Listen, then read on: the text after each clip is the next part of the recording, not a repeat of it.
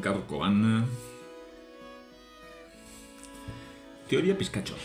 Ze, azken finean azten bagara garagardoetaz eta hitz egiten, eta naiz eta niri histori kontuak gehiago gustatzen zaizkidan.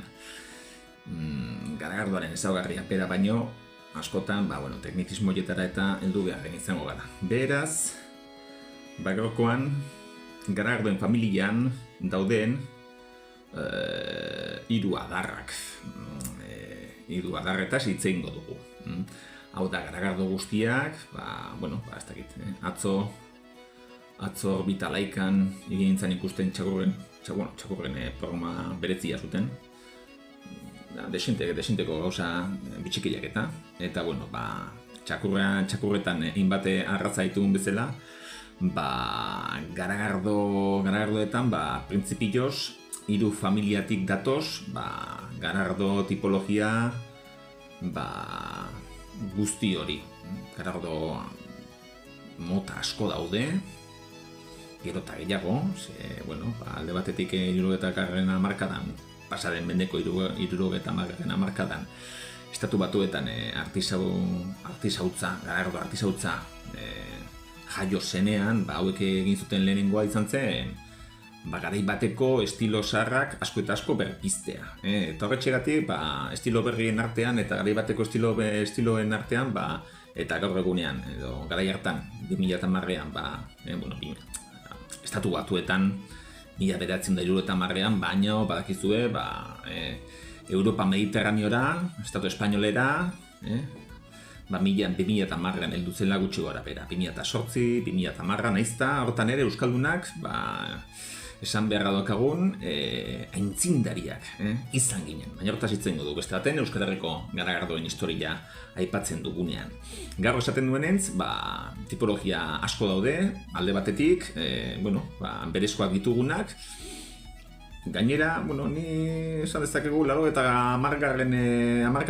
semea naitzela, eta garai hartan garagardo bakarra ezagutzen genuen, baina gerora ere, pixkana marketing kontuengatik eta tipologia horiek, ohikoak genituen tipologia horiek, bintzat eta Euskal Herrian edo Estatu Espainolean edo hemen erderaz esaten den bezala, en el norte.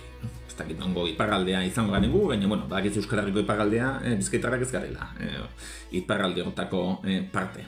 Esaten nuenez, tipologia asko daude, merkatuak sortu dituena, industria artisausko edo mikrobrewing kontu horietatik datorrena, iraultza hartatik datorrena, eta historikoki berreskuratu eta asmatu ditugun garagardo horietatik.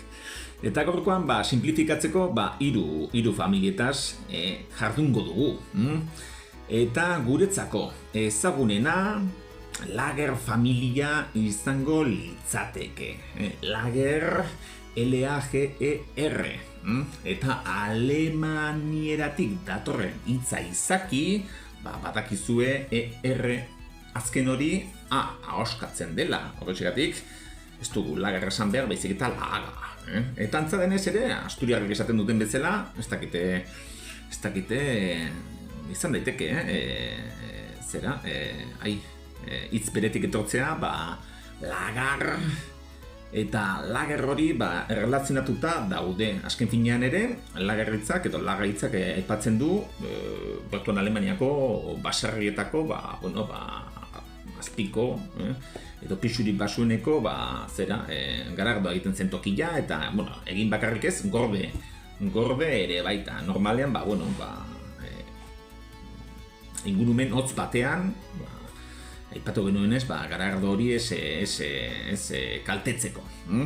Eta, horiek dira gurean, gehien ezagutzen ditugun garagardoak.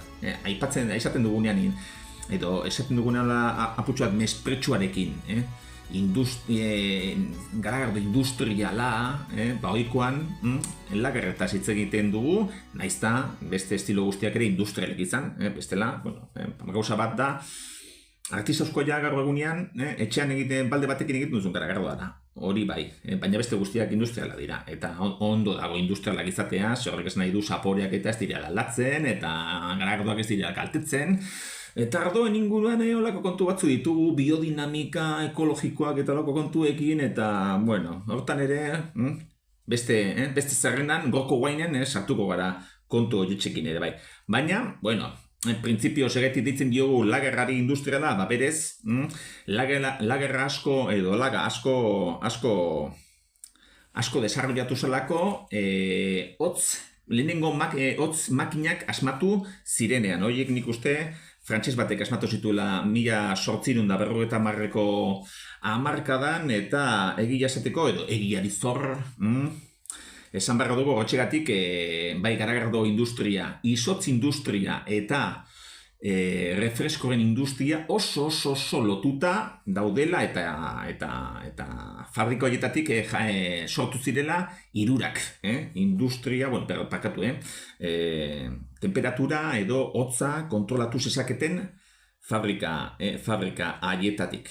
Eskematxoa bilatzen dabe, baina, bueno, orain txez dut topatzen, esaten nuenez, hiru familia hauetan, guk ezagunena lager da. Baina hori, Estatu Espainolean, edo bere garaian Gaztela Aragonek konkistatu gintuelako da. Historian atzera egingo bagenu eta mundu distopiko edo buruz berako batean jarriko bagina eta derrepentian Ingalaterra edo Grandísima Bretaña izan balitz gu konkistatu edo Nafarroko erreinua konkistatu zuena, orain txetzi horrenik, gehien ezagutu genukeen garagardoak izango litzatezke ale, hitz hori ere ja ematen digu anglosaxoiaren entonazioa, eta, bueno, aretxekin ohituta egongo ginean. Hau dira, laga eta ale, pintxa, Europa erdialdea eta Irlak, bi mundu elkarren bata besteari muturrak erakusten, baina Ingalaterra hori edo Irla horiei ere sartu behar diegu, oso garrantzitsua dena baita Europako garagardo gintzan, Flandes eta Belgika periosotasunean, Balonia eta Flandes. Berton ere eilak oso ohikoak zirelako, eta bueno, kontu horretan gaur egune arte mantendu izan dutelako tradizio hori.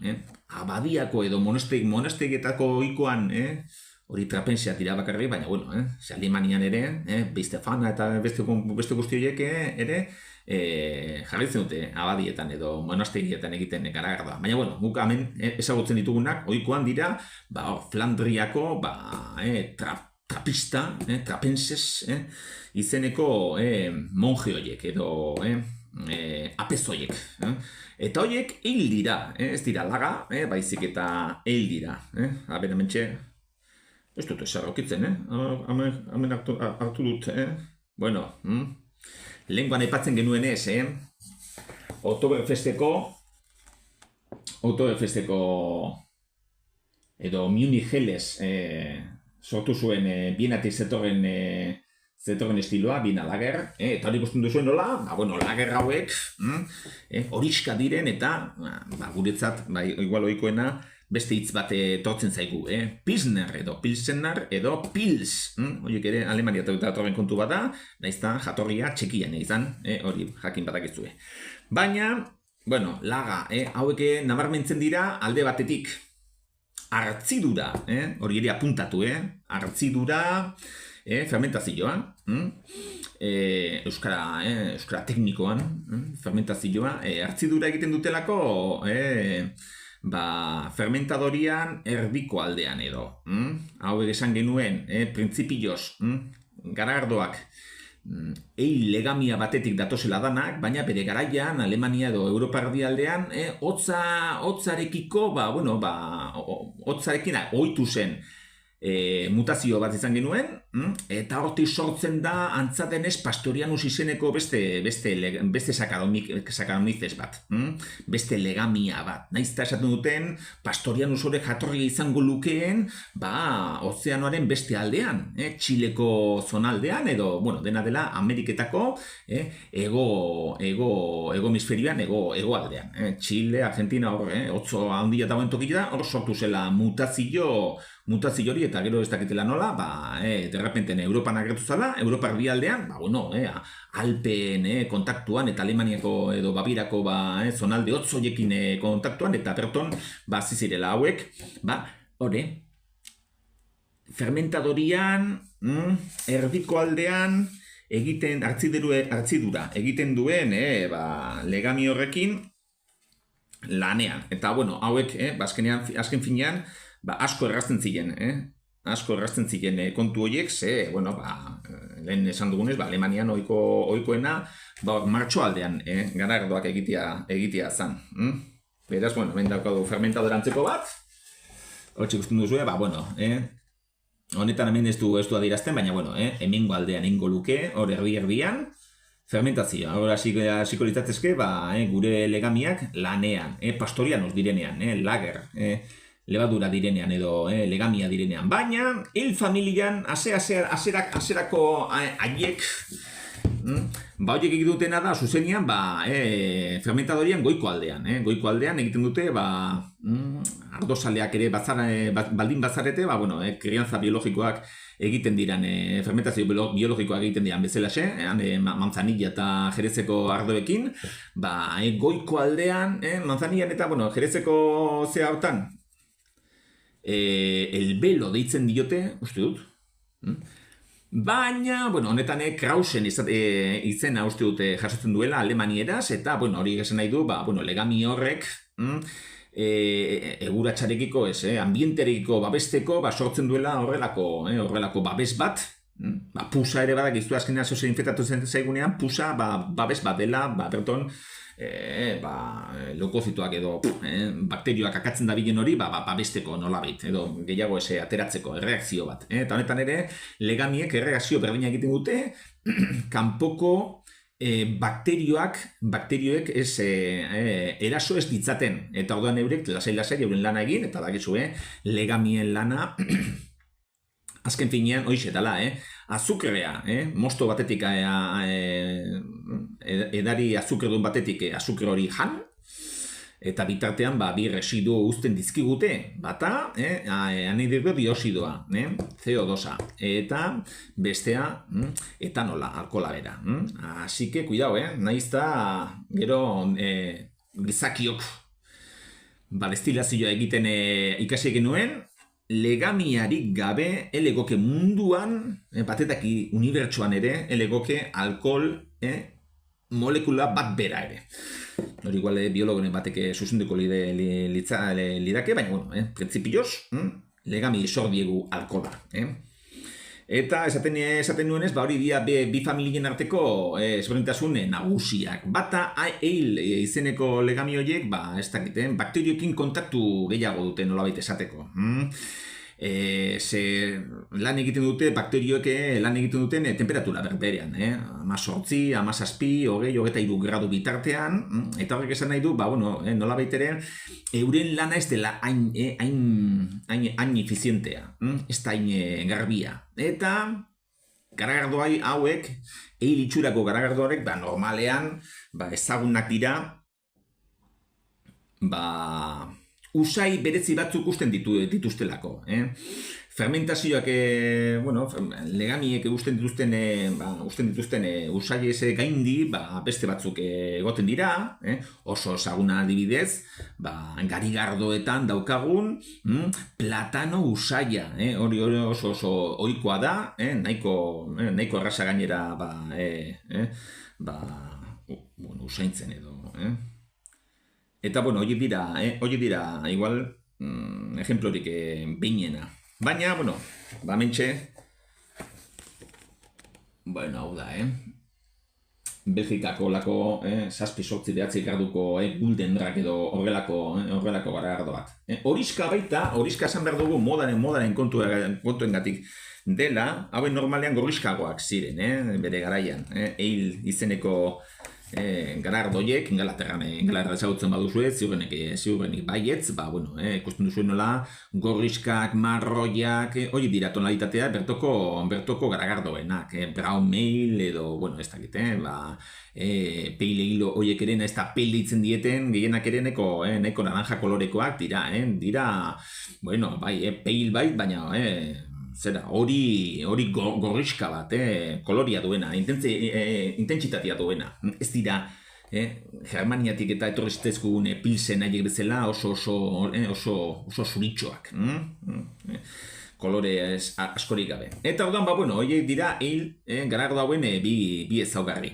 Lagerraldean berriz, hauek esan dugunez, azken finean, likidoaren barnean egiten duten ez euren lana, ez daude bakterioekin hainbesteko kontaktuan, bakterioak eurak ere lager legamiak, hau da pastorianus edo legamia hauek, temperatura hotzagoetan egiten duten ez berauen lana, bakterioak ere hotz dira eta ez dute hainbesteko erasorik jotzen, eta beraz ez dute behar babes berezirik. Eta hortatik ere egiten duten lan askoz ere garbiagoa da, askoz ere efizienteagoa, eta hortxekatik gerora ere industriak legamia mota hau esan dezagun etxekotu zuela, domestikatu zuen eta gehien bat fabrika industrial guztiak onelako legamiekin lan egiten dute. Batez ere, hemen Estatu Espainolan ezagutzen ditugunak, zela Hijos de Rivera, La Zaragozana, Dam, bere garaian Gurutze zelai dezena, eta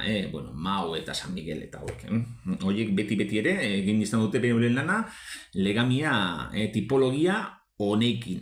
Eta gero egia da, badagoela beste hirugarren familia bat. Eta hauek, ohikoak dira Flandes zonaldekoak. Flandrian, nahiko ertarotik nahiko industrializatu zen lurralde hartan, ez etximiniak eta olako kontua, baina telareak eta industria beste tipologia bat, bai sortu zela, eta gaur egunean ere, egia da Balonian errekutsu naturalak izan dituztela, ikatza eta olakoak, baina, Flandes edo Flandria beti gonda putxu bat demagun, esan dezagun, dirua, interes kapitalistak, berton egon dira betidanik. Balonia askoz ere nekazariagoa da, eta iparraldea, Flandria da oso hiritarra eta oso industrializatua. Eta hiri horietan, betidanik, Garagardo etxeetan, Garagardo fabriketan, izaten zuten ohitura bat, garagar zukua bera, etxeetako ganbaretan hartzitzekoa.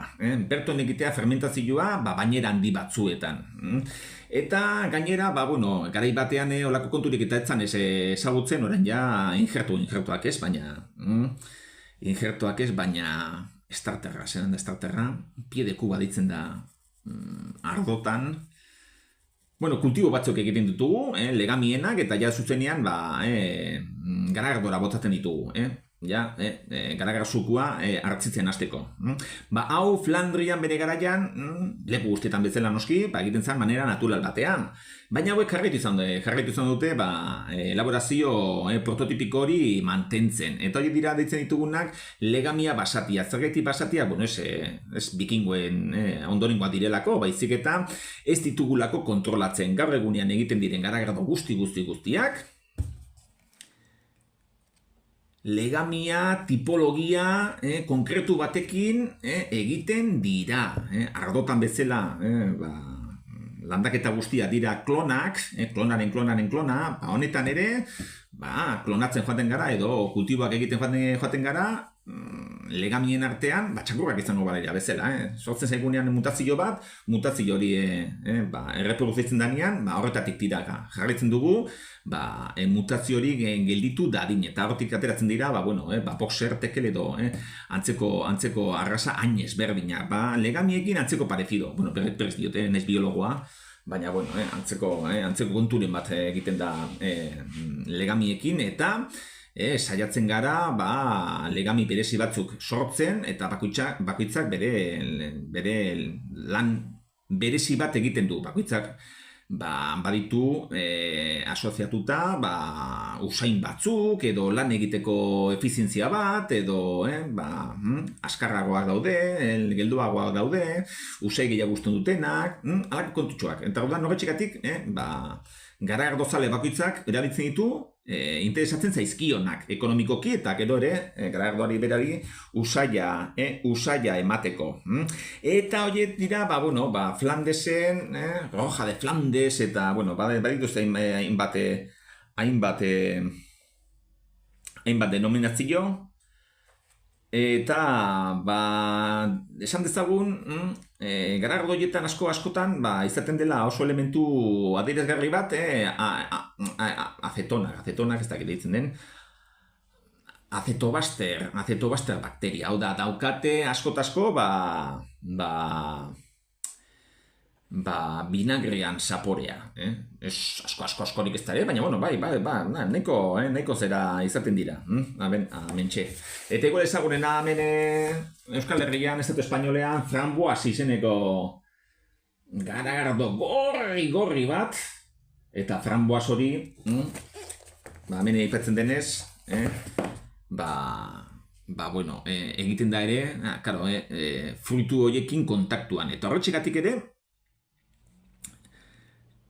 sartzen dira, nahi ez ditugun, edo beste garagardozale batek nahiko ez lituzkeen bakterio batzuk, eta horien artean acetobaster bera. Egiten dugu garagardoa marrubiekin edo hementxe bezala gereziekin nahastu, eta horiek bere azalean badituzte alako bakterioak. Eta gainera gero, piztina horiek dauden tokiak ez dira inoiz garbitzen, saiatzen da ez ere zikutzen, betiko bakterio horiek ez mugitzeko eta betiko saporeak lortzeko. Da, industriak temperaturekin jolastuaz eta beste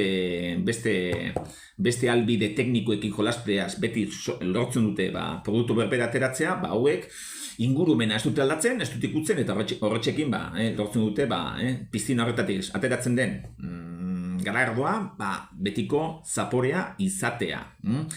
Eta sartuko gara sakonago kontu hauetan, baina hau izango litzateke adibidez, masa madre esaten zaion kontu hori berbera. Eta hau gainera ere, produktu askotan, une oro errepikatzen den kontzeptu bera da.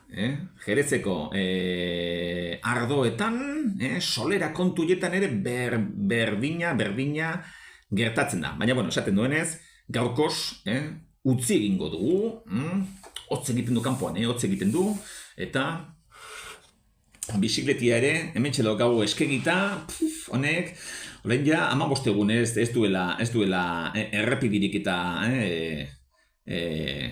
gurpiltzen hori ere asmatu beharko dugu. Beraz, goko bekeko kontuak eta entzuteko pasintzia, ni horrein bertan lesionatuta nabil, belaunatzen daukat kristoren mina, eta igual urrengorako patinete elektrikoan joan izan beharko naiz errotek bueltaka. Besterik ez, ona hemen, bigarren, garagardoen inguruko bigarren bideo txorra hau, parkatu medio teknikoak, baina, imagina, politonikin, usten zaituztet, eta urren artio esan.